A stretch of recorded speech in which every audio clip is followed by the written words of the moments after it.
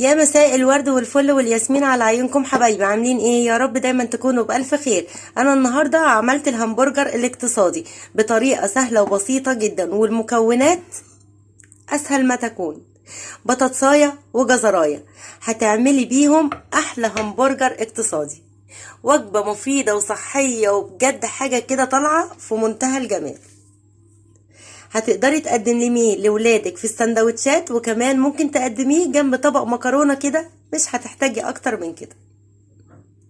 والمكونات بطاطساية وجزراية، والطريقة سهلة وبسيطة. الله وبركاته حبايبي واخواتي واصحابي الحلوين، عاملين ايه؟ يا رب دايما تكونوا بألف خير. صباح الفل والسعادة والهنا على عيونكم.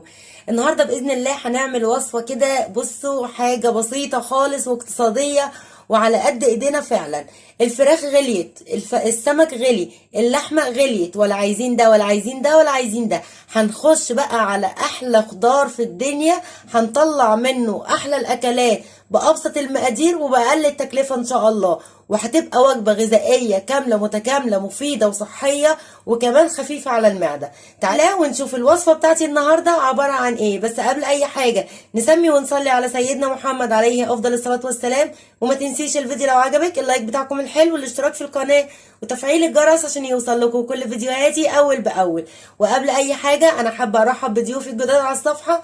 اهلا وسهلا بيكم، نورتوا يومياتي. طبعا اخواتي اللي من قبل كده ربنا يخليكم ليا ويحرمنيش منكم ابدا يا رب، ولا من تعليقاتكم ولا من وجودكم معايا في فيديوهاتي. ربنا يخليكم ليا دايما يا رب. تعالوا كده نسمي الله ونشوف الوصفة التحفة النهاردة بتاعتي هتكون عبارة عن ايه. انا عندي النهاردة بطاطس وجزر، هعمل بيهم ايه؟ انا هعمل النهاردة احلى همبرجر اقتصادي. قولي عليه همبرجر، قولي عليه كفتة، قولي عليه كده وجبة اقتصادية مليون في المية. حاجة كده في منتهى الجمال وفي منتهى الطعامة. تعالوا كده نسمي الله ونشوف المكونات والطريقة اللي انا هعمل بيها الهمبرجر الاقتصادي بتاعنا عبارة عن ايه. انا عندي اول حاجة هنا، عندي بطاطستين كده مسلوقين، سلقاهم سلقة حلوة قوي كده مظبوطة معتبرة لغاية ايه ما استووا على الاخر. تمام. وعندي جزراية هنا مبشورة، وعندي معلقتين دقيق، وعندي حتة جبنة صغيرة موتزاريلا او جبنة تركي او جبنة شيدر او مفيش خالص مش مشكلة. وعندي هنا بقى التوابل بتاعتي، عندي معلقة من الملح طبعا على حسب الرغبة، وعندي معلقة كبيرة من البابريكا، وعندي معلقة من الفلفل الأسمر، ومعلقة من توابل البطاطس اللي هي طبعا في كيس التوابل وقلت لكم عليه قبل كده، حلو قوي وجميل وبيبقى حلو مع البطاطس المحمرة. عندي هنا معلقة صغيرة من البيكنج باودر، وعندي كمان معلقة صغيرة من الكمون، وعندي واحدة ماجي.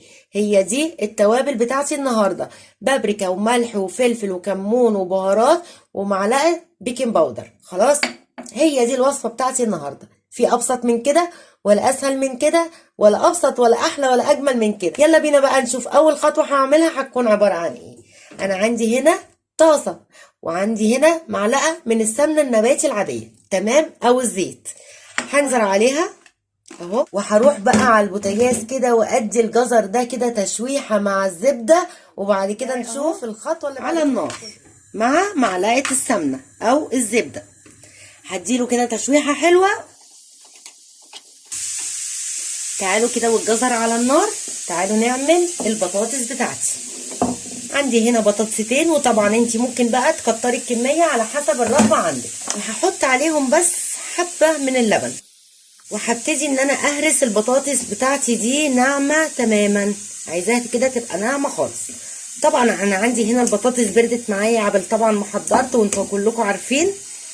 فانتي طبعا هتخلي البطاطس تبقى سخنه وتهرسيها على طول، هتسهل معاكي عمليه الهرس دي على طول. طبعا معلقه اللبن عشان تساعدني بس ان انا ايه البطاطس بتاعتي تبقى ناعمه اهي. بصوا نعمت خالص وبقت زي الفل. تمام كده.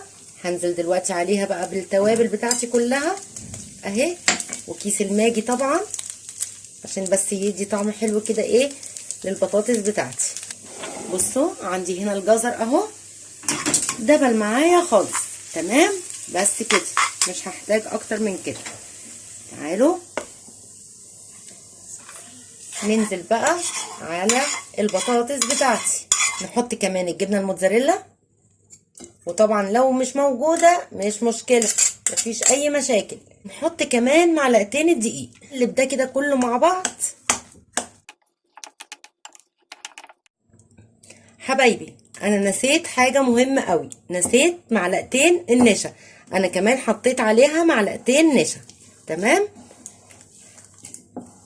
عشان تخلي لي بس الطبقه كده مقرمشه كده من فوق وحلوه. حبايبي يلا بينا بقى ايه، نبتدي بقى ايه مرحله التحمير بتاع البطاطس بتاعتي. انا طبعا عندي هنا معلقتين كده من الزيت عشان طبعا اعمل بيها البطاطس، عشان طبعا هتلزق معايا. وعندي هنا دقيق بس هبدر بيها البطاطس قبل ما احطها في الزيت عشان ما تلزقش مني في الزيت. تمام كده اهو. هتبصوا هاخد كده كوره اعملها شكل الهمبرجر، تمام اهو. هعملها كده اهو، هنزل بيها كده بالدقيق عشان بس ما تلزقش معايا في الزيت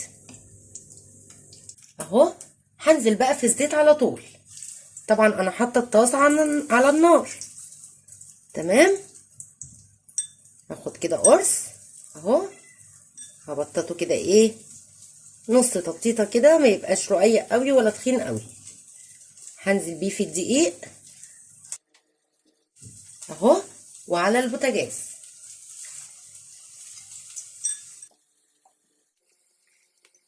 بصوا كده اهو.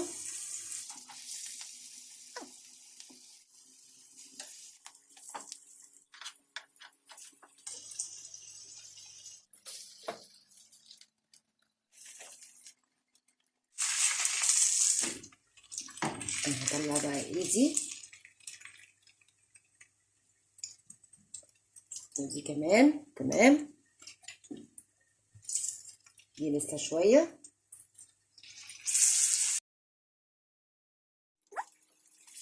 طلع كمان دي.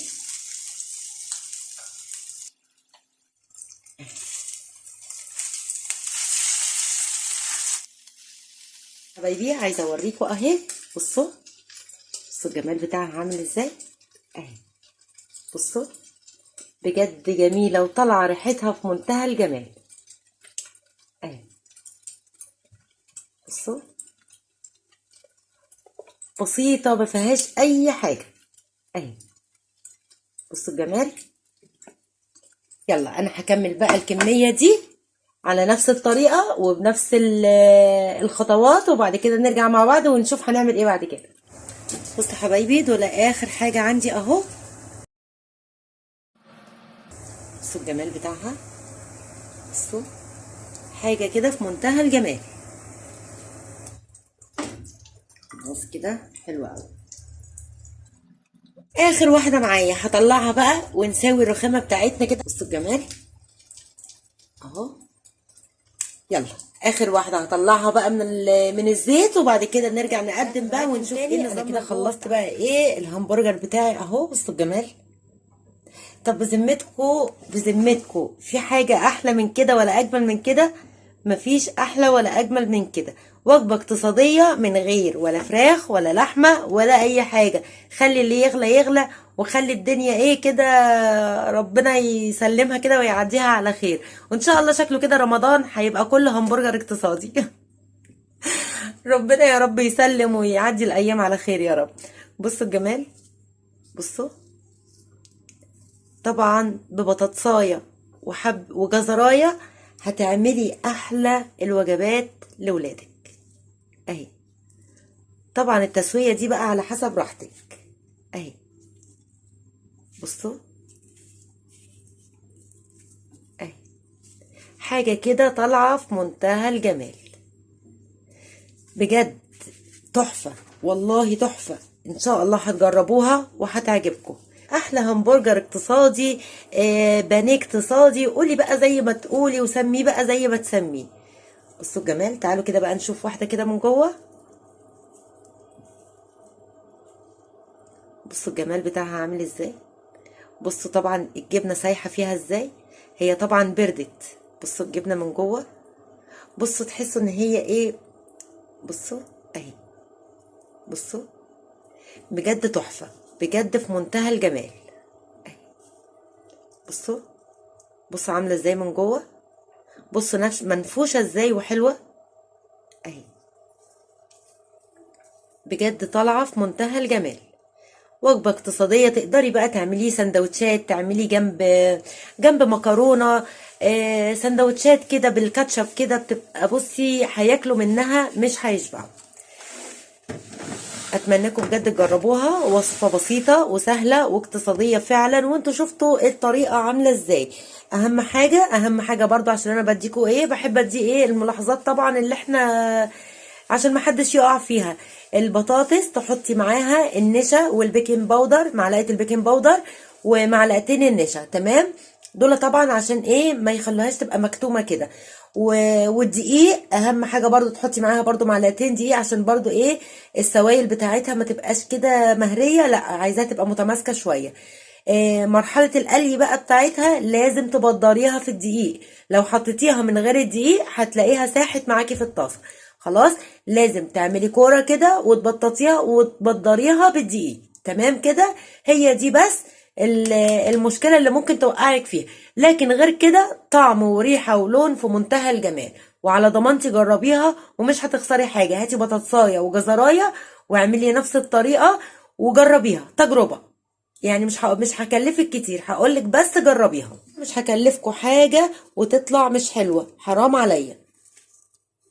طبعا هتعمليها ان شاء الله، ان شاء الله هتعمليها بجد، ولادك هيحبوها قوي، لان طبعا كلهم بيعشقوا حاجه اسمها همبرجر والحاجات اللي هي الاكلات السريعه دي. طبعا كلنا بصراحه، يعني مش هما بس، ما فيش حد ما بيحبش الاكلات دي. طبعا لازم نشجعهم بكيسين كاتشب كده حلوين، هياكلوه وهيقولوا لك عايزين تاني. بجد لو جربتيه مره هيطلبوه منك على طول. ان شاء الله ان شاء الله ان شاء الله هتجربوه يعجبكم. وادي الوصفه بتاعتي النهارده، بسيطه جدا وسهله جدا، ما فيهاش اي حاجه مكلفه، اقتصاديه مليون في الميه. بصوا الشكل بتاعها اهو، حاجه كده طالعه في منتهى الجمال. بجد هتجربوها وهتعرفوا ان كلامي باذن الله صح. اتمنى الفيديو النهارده يعجبكم، واتمنى وصفتنا البسيطه النهارده دي تعجبكم. ما تنسوش بقى الفيديو لو عجبكم اللايك بتاعكم الحلو والاشتراك في القناه وتفعيل الجرس عشان يوصل لكم كل فيديوهاتي اول باول. نتقابل الفيديو جاي على خير ان شاء الله في وصفه كده سهله وبسيطه. اسيبكم في حفظ الله ورعايته، اتمنى لكم كل الخير والسعاده والهنا وراحه البال. اقول لكم حبايبي صباح الورد والفل والياسمين على عيونكم. سلام عليكم.